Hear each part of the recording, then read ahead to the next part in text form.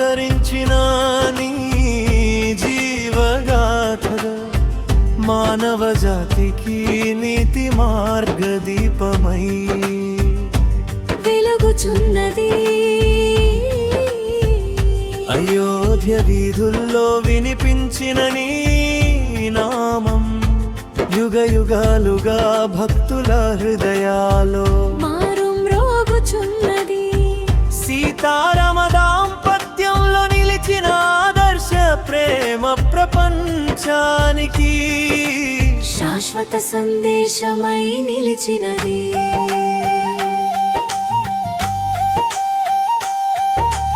అరణ్యవాసంలో రఘువర్మాన్ని విడువని నీ నిశ్చయం సత్యానికి ప్రతీకగా నిలిచినది. హనుమంతుని భక్తిని ఆలింగనం చేసిన నీ కరుణ భక్తి శక్తిని తెలియజేయుచున్నది. రావణ సంహారంతో అధర్మాన్ని నశింపజేసిన నివి వీరత్వం వెలుగొందుచున్నది. కోడండ రాముడై ధనుస్సును ధరించిన నీ రూపం ధైర్యానికి సంకేతమై నిలిచినది. మహతుని ప్రేమకు స్పందించిన నీ సోదర భావం కుటుంబ విలువలను తెలియజేయుచున్నది. అహల్య విమోచనలో నీ దయామూర్తి మహిమ ప్రకాశించుచున్నది.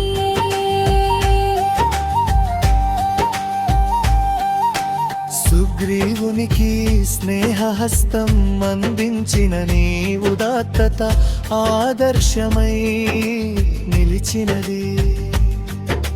సముద్రంపై సేతువు నిర్మించిన నీ సంకల్పం అసాధ్యాన్ని సాధ్యం చేయుచున్నది. వనవాసంలోనూ ప్రజల శ్రేయస్సే లక్ష్యముగా నిలిచిన నీ తత్వం గొప్పదై వెలుగుచున్నది. పట్టాభిషేక వేళ నీ రాజధర్మం సువర్ణయుగానికి నాంది పలికినది. నీ నామజపం మనస్సుకు శాంతిని ప్రసాదించుచున్నది. సత్యవాక్య పరిరక్షణలో నిలిచిన నీ జీవితం ఆదర్శగాథగా నిలిచినది. భక్తుల కష్టాల్లో ప్రత్యక్షమయ్యే నీ కరుణా రక్షణగా నిలిచినది.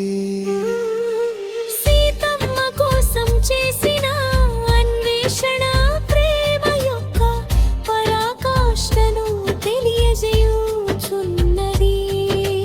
రామరాజ్యంలో న్యాయం సమానత్వం వికసించినది.